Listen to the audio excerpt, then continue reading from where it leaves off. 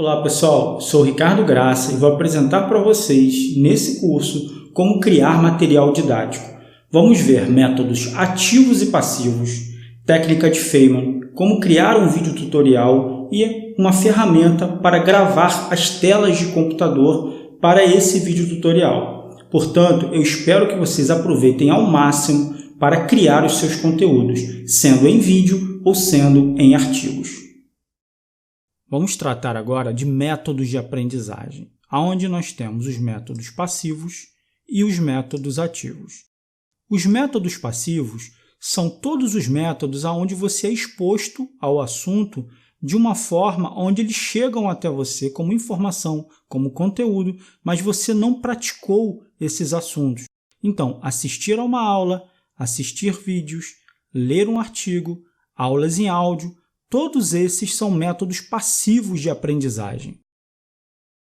Para complementar os métodos passivos, onde a absorção e a efetividade do aprendizado são muito mais restritos, nós precisamos dos métodos ativos, onde eu hierarquizei aqui em prioridade do que é menos efetivo para o mais efetivo.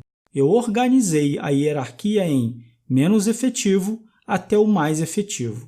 Portanto, nós temos executar exercícios sem múltipla escolha, depois, mais efetivo do que esse, exercícios escritos, mais efetivo, escrever um resumo, depois, criar um mapa mental, seguinte, debater em um fórum, responder a pessoas em fórum, trocar ideias sobre outras abordagens e visões sobre o assunto. Depois nós temos criar perguntas e tentar respondê-las por nós mesmos. E, por fim, o método mais eficaz e aonde nós realmente temos certeza do aprendizado é quando nós criamos uma aula para alguém ou para um grupo. Nem que seja um breve explicativo para que nós possamos oralizar esse conteúdo e ver as nossas próprias falhas. Então, posso concluir que dentro dos métodos ativos, criar uma aula é o método mais eficaz de aprendizado. Porém, eu sugiro que vocês passem por algumas das etapas anteriores até chegar ao momento de criar a aula. Temos os métodos passivos e depois, para complementar e efetivar o aprendizado, nós temos os métodos ativos de aprendizagem. Vamos falar agora dos mapas mentais como ferramenta de aprimoramento do nosso próprio conhecimento e de preparação de uma aula ou de um vídeo tutorial. Portanto, quais são os usos dos mapas mentais? Podemos utilizar para um método ativo de aprendizagem, anotações rápidas de aulas, palestras, criação de tópicos de conteúdo e organização de ideias, os famosos brainstorming, onde nós podemos colocar todas as nossas ideias e depois utilizar aquelas que forem necessárias. Como método ativo de aprendizagem, você elaborar, a partir de uma ideia central, todas as outras ideias e subtópicos relacionados e, por consequência, ir subdividindo esse conteúdo é uma forma ativa de aprender. Para anotações, eu uso muito em palestras, até mesmo com papel e caneta, onde eu coloco a ideia central e, em volta, eu coloco as palavras-chave relacionadas a esse assunto principal. Depois das palavras-chave, eu começo a detalhar o uso dessas palavras-chave. Em uma aula, em uma palestra, o uso seria dessa forma. Anote o tema principal ou assunto principal daquele momento da palestra e depois trabalhe palavras-chave e depois das palavras-chave você vai trabalhar o detalhamento, o desmembramento de cada uma dessas palavras-chave. Criação de tópicos de conteúdo. Quando eu vou criar uma aula para vocês, eu trabalho em cima dos mapas mentais. Por quê? É uma forma de eu organizar e estruturar o meu conteúdo. É o que eu fiz aqui. Eu estou falando de mapas mentais, que é a minha ideia central. Vou tratar dos usos dos mapas mentais e das ferramentas. Portanto, aqui eu consigo organizar e estruturar tudo o que eu vou falar. Vamos às ferramentas. Existem várias no mercado, livres e pagas. Eu, por exemplo, gosto de usar o Mindomo, que é essa que vocês estão vendo. Ela é uma ferramenta paga, porém tem uma versão gratuita, com algumas limitações, mas nada me impede de utilizá-la e montar os meus mapas mentais. E aqui eu dou outras sugestões. Vejam que existem muito mais opções do que essas 4 que eu dei aqui. Inclusive, existem ferramentas online gratuitas para se criar mapas mentais. Portanto, espero que vocês utilizem essa técnica de criar mapas mentais para qualquer um desses momentos. Vamos agora entender como funciona a técnica de Richard Feynman para elaborar um conteúdo didático. São 4 etapas. Primeiro, escolha um assunto, um conceito. A segunda etapa, escreva como se fosse para uma criança. A terceira etapa, identifique os buracos da própria compreensão, ou seja, aonde aquilo não vai funcionar. 4. Revise, organize e simplifique. Vamos começar por escolher um assunto e um conceito. Como fazemos isso? Pense em um tema, pesquise sobre ele em mais de uma fonte, por favor. Defina palavras-chave sobre aquele assunto. Depois, defina tópicos e crie perguntas e tente respondê-las. Passando essa etapa, vamos para a segunda. O que é escrever como se fosse para uma criança? É escrever de forma simples. É uma tentativa de nós sintetizarmos as nossas ideias. Portanto, depois de você pesquisar e escrever o seu resumo sobre o assunto, reescreva esse assunto de uma forma simples. Fale esse texto em voz alta, como se fosse uma aula, e veja se ele está compreensível. Convide pessoas também a te ouvir, para que elas possam te dizer sobre o grau de compreensão do que você falou. Depois, a terceira etapa, a identificação de buracos, de falhas. Aqui nessa fase é onde você revisa e revê a linguagem para conferir se ela está realmente simples para o entendimento das pessoas. Você vai identificar essas falhas, você vai buscar mais fontes e vai reescrever o seu assunto. E por último, é a revisão final, a organização e a simplificação de ideias. Então, revise todo o projeto, crie exemplos, exercícios, tente resolvê-los, diga em voz alta, como se fosse uma aula presencial, mais uma vez, e organize a estrutura. É aqui a fase final do seu projeto, onde você, depois de revisar e organizar, você vai tentar simplificar mais uma vez. Quanto menor e mais sintético for o seu texto, melhor vai ser a sua aula. Portanto, essas são as 4 etapas do processo de criação de um conteúdo didático segundo Feynman. Mais uma vez, você não vai utilizar a técnica de Feynman só para montar uma aula. Isso aqui pode ser utilizado basicamente para que você possa também aprender melhor sobre o assunto. Essa mesma técnica te serve para melhor aprender e para que você possa montar uma aula.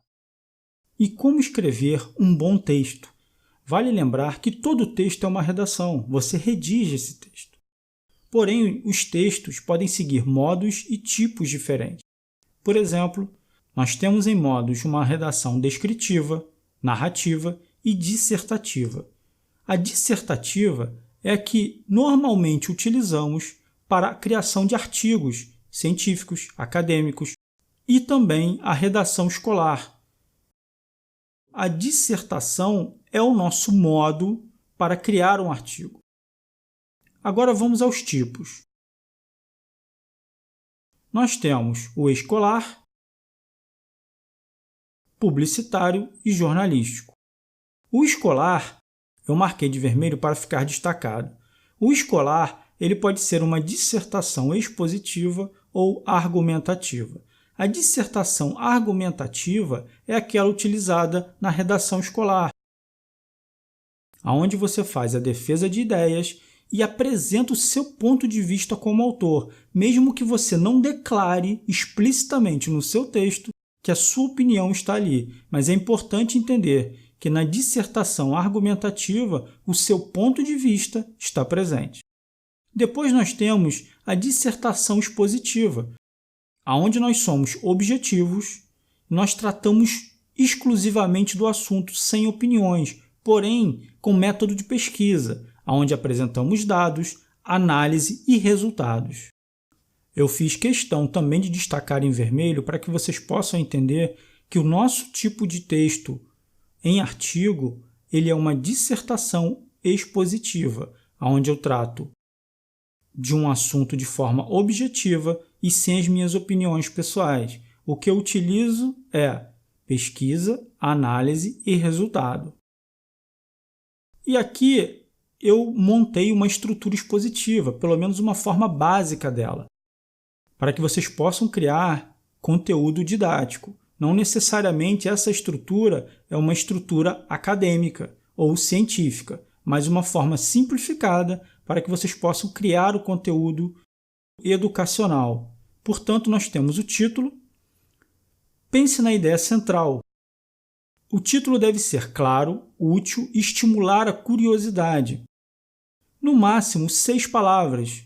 Isso é uma dica de copywriting, que é uma técnica de persuasão para se montar títulos ou até mesmo textos para a web. Porém, eu gosto de falar da técnica de copyright, mesmo que não seja para o conteúdo publicitário, porque é uma forma simples, porém eficaz de se criar textos. Se você quiser chamar a atenção, isso aqui é mais uma dica de copywriting, ok? A atenção através da persuasão, você vai utilizar números, dados e a urgência. E aqui eu apresento a estrutura de um título publicitário que nos serve como estudo persuasivo.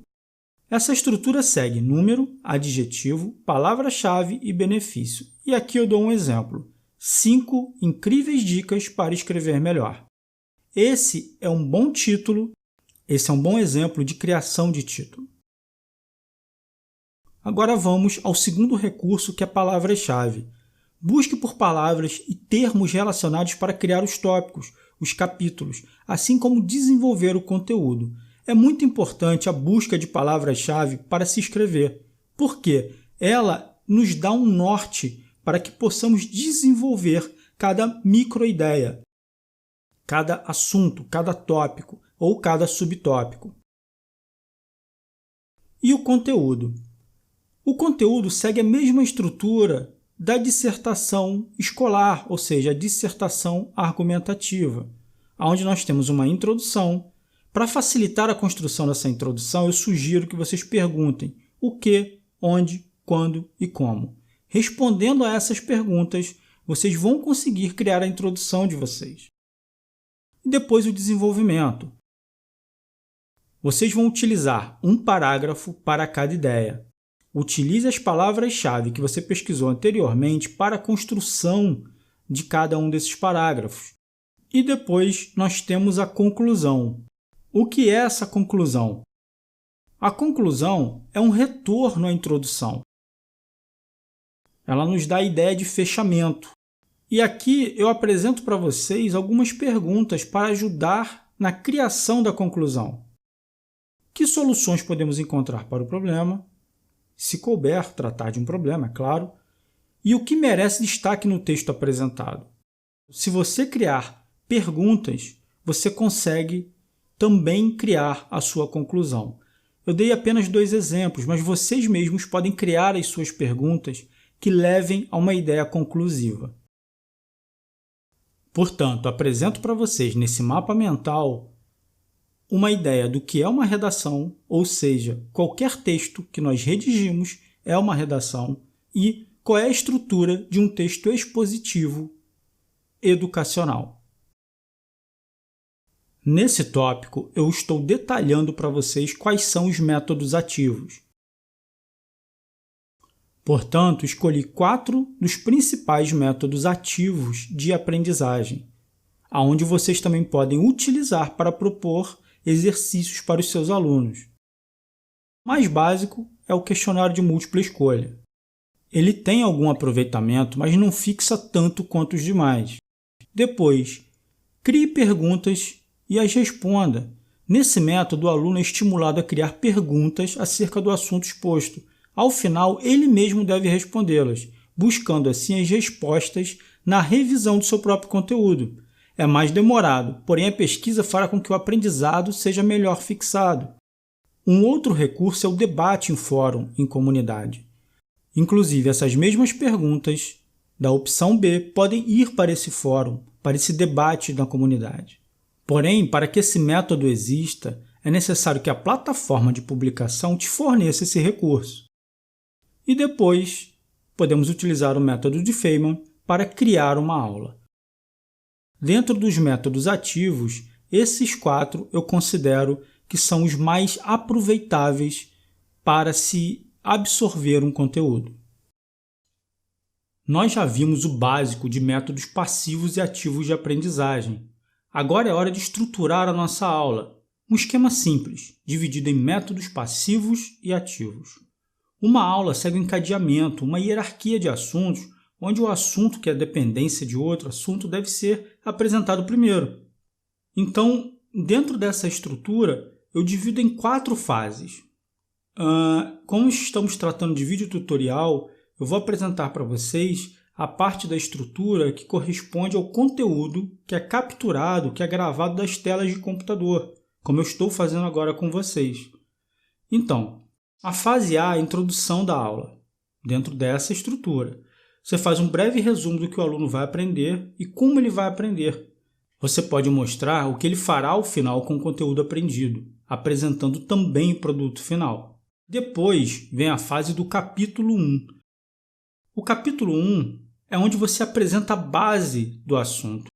Um exemplo, no caso de softwares, você apresenta a interface, as operações básicas e os atalhos. Portanto, o capítulo 1 é o capítulo onde você vai apresentar toda a base para que os outros conteúdos possam ser executados. E aí vem a parte dos capítulos de conteúdo. Esses capítulos podem ser divididos por assunto ou por etapas. O que deve ser levado em consideração é que essa ordem precisa seguir uma hierarquia de dependência.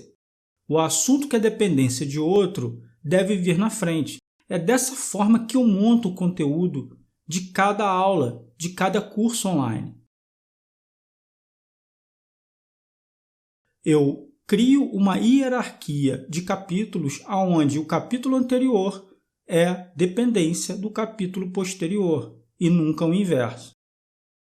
E por fim, no capítulo final, é onde você apresenta as considerações finais, comentários, dicas e se despede do espectador ou do seu aluno. Essa é uma estrutura básica para se criar um vídeo tutorial. Ao final desse curso, vocês vão ver que eu utilizei exatamente essa estrutura.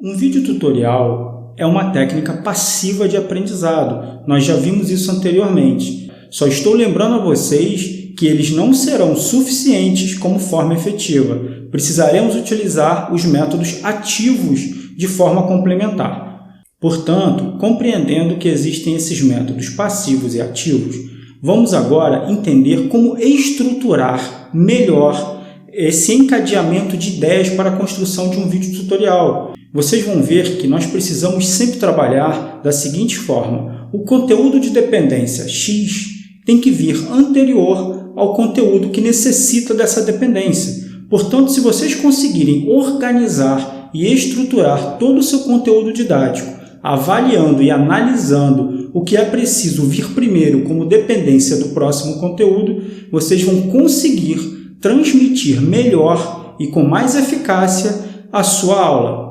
Ok? Portanto, agora nós vamos ver um mapa de como construir essa estrutura. Vou mostrar para vocês agora o OBS Studio em funcionamento.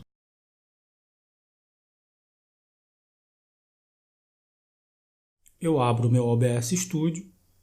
Deixa eu deletar esse projeto. Bem, assim que vocês abrem o OBS Studio, ele apresenta essa interface. E aqui eu tenho que dizer ao OBS aonde é e qual é a minha fonte de vídeo. Portanto, eu adiciono captura de tela.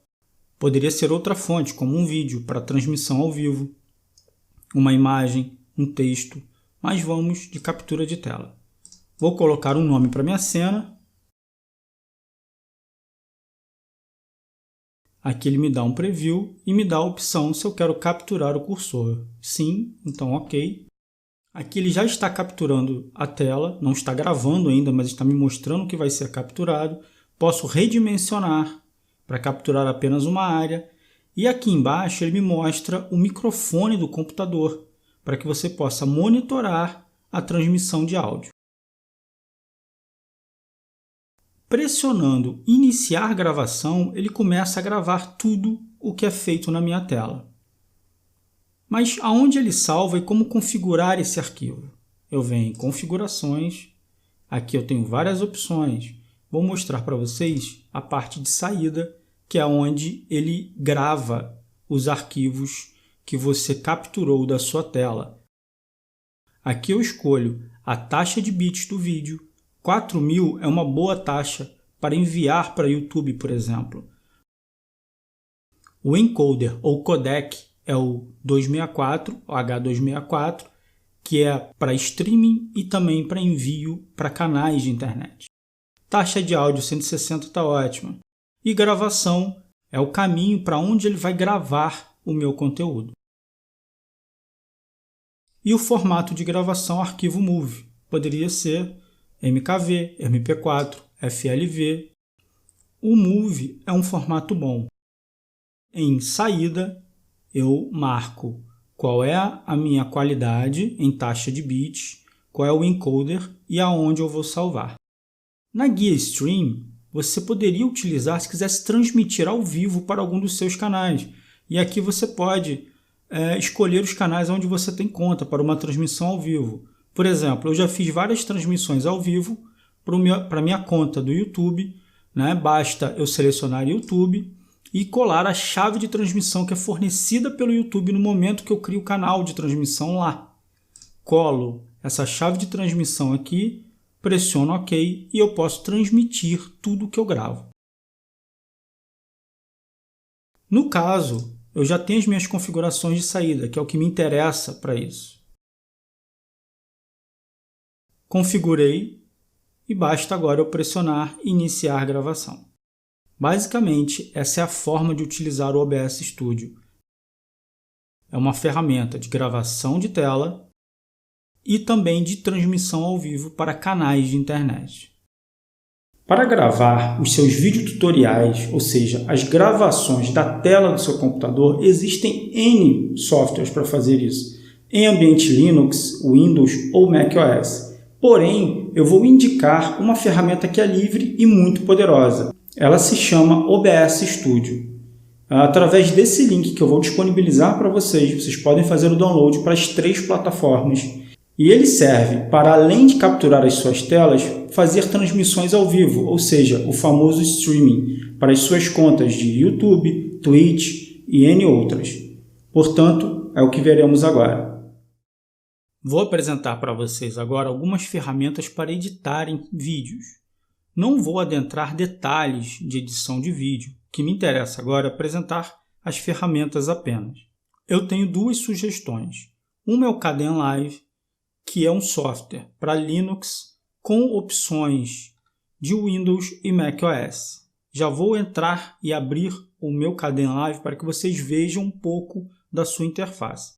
Mas, para os que não trabalham efetivamente com edição e querem aprender um software muito fácil de utilizar e com vários templates de textos e efeitos, aconselho o Filmora 9. O Filmora é um software pago, porém barato, que existe para Windows e macOS. As vantagens do Filmora são que ele permite uma edição até mesmo para quem não tem muita experiência em edição de vídeo. Vou mostrar um breve vídeo do Filmora para vocês. O que ele tem de bom são os recursos de edição rápida, como esses efeitos, por exemplo, criação de textos automático, esses Pictures in Pictures, diversas transições criativas. Ele não é um software para você fazer um vídeo para TV, por exemplo, ou cinema, mas é um software que te permite criar vídeos muito rapidamente com diversos efeitos. Aqui são mostrados os principais recursos do Filmora, que é importar para redes sociais, aproximar e ampliar, suporte para vídeos quadrados, para Instagram, por exemplo, tremido de câmera, misturador, ou seja, mixer de áudio, correção de desfoque, corte, detecção de cena e gravação também de tela. Porém, como eu disse, ele é um software pago. Eles deixam vocês baixarem gratuitamente, mas com várias limitações, então aconselho a comprar realmente o produto. Vamos ao Kdenlive agora. Kdenlive é uma solução simples, open source e gratuita para editar vídeos. Essa é a interface do Kdenlive. Eu posso diminuir a altura das trilhas nesse ícone, foi o que eu fiz agora. Basicamente, você trabalha com importação de conteúdo, adicionar clipe, clipe de cor, apresentação de slide, título, modelo de título e gerador de color bar, contador e noise, ou seja, ruído. Vou adicionar um clipe. Vou mostrar aqui para vocês agora a captura do OBS Studio para edição. Vejam, tenho aqui agora o meu arquivo de vídeo da captura da utilização do OBS Studio. Essa barra que vocês veem abaixo do vídeo é porque o Kdenlive cria automaticamente uma cópia em proxy, ou seja, uma cópia em baixa qualidade, para que vocês possam editar de forma fluida na sua linha de tempo. Mas eu vou jogar na linha de tempo mesmo sem ele ter terminado de construir a versão em baixa qualidade. Como vocês podem ver, a utilização é bem simples. Eu tenho a minha linha de tempo, eu posso cortar os vídeos com a tesoura, posso remanejar a posição dos vídeos nas trilhas para que eu possa criar transições. Eu vou simplesmente deletar esse trecho pressionando Delete. Vou criar um clipe de cor para que vocês possam ver essa transição. Tenho aqui um clipe de cor, preciso sobrepô-lo às partes do vídeo. Vou aumentar o zoom, vejam, nessa ferramenta. E no canto inferior direito, do lado direito do meu vídeo que está na parte superior da trilha, que no caso é o clipe de cor, eu pairo o mouse, o cursor, em cima da quina. Pressionando o botão, ele cria automaticamente um cross dissolve para mim. Vejam.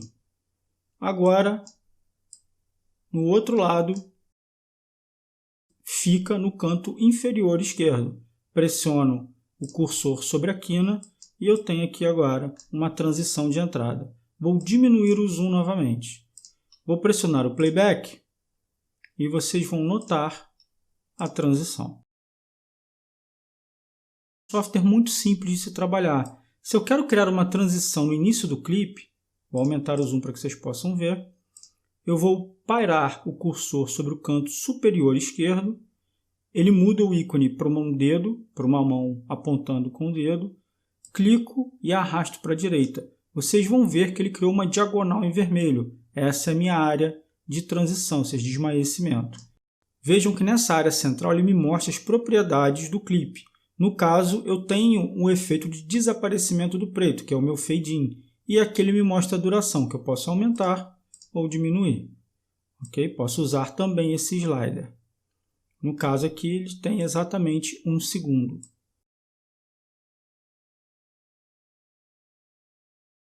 Se eu quiser exportar o meu vídeo, venho em renderizar, escolho os diferentes formatos, escolho a pasta e renderizar para arquivo. Uma curiosidade sobre o Kdenlive é que eu posso exportar o projeto completo ou a área selecionada. Nessa régua superior aqui, eu posso definir uma área para exportar, para renderizar o meu vídeo. Portanto, se eu quiser somente esse trecho marcado pela régua, também seleciono na guia de render a área selecionada e dessa forma ele só vai renderizar esse trecho e não o projeto completo. Como eu disse, não vou adentrar o detalhe da utilização de cada software.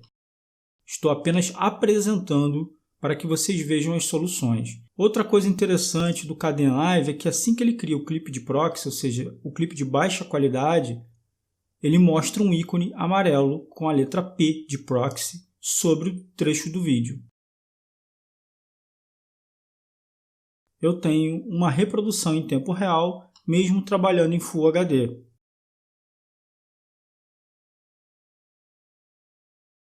O que eu queria mostrar é basicamente isso para vocês. Espero que vocês possam produzir os seus conteúdos didáticos e também criar videotutoriais, se esse for o caso. Bem, pessoal, vocês chegaram ao final do curso, portanto, meus parabéns.